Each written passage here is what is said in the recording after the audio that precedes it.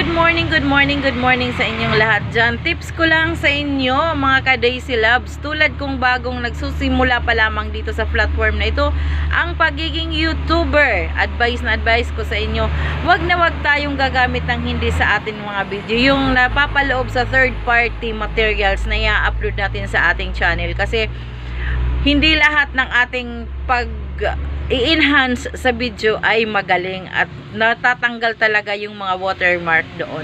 May matitrace pa rin ng may-ari, ng totoong may-ari ng mga third material videos na ating ina-upload. Kaya yan ang nangyayari, napaparusahan din tayo, di ba?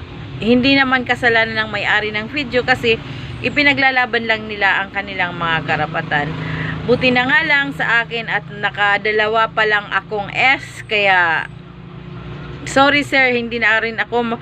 At iwasan din natin magtiwala sa ibang tao na nagpa-promise ng bibigay sa atin ng mga promises na ganito, pwede itong i-upload, ganito. Maging mapanuri din tayo kasi pumasok tayo sa platform na ito.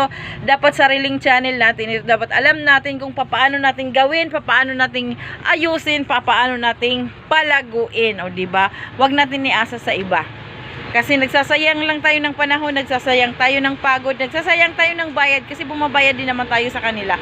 Pero wala naman ding nangyayari. Okay, di ba? Kasi ngayon magyaw-yaw na lang ko na magyaw-yaw dire. Kasi mag-unsa na lang ko nasa aking likod yung aking manok. Ayan, di ba? May isa pa ditong manok sa aking likod. Ayan. Marami silang mga manok sa likuran ko. At ito nga nandito ako sa aking puno ng miracle fruit. Ayan sila. Marami silang bunga. O, diba? Thank you for watching. And sorry naman sir talaga.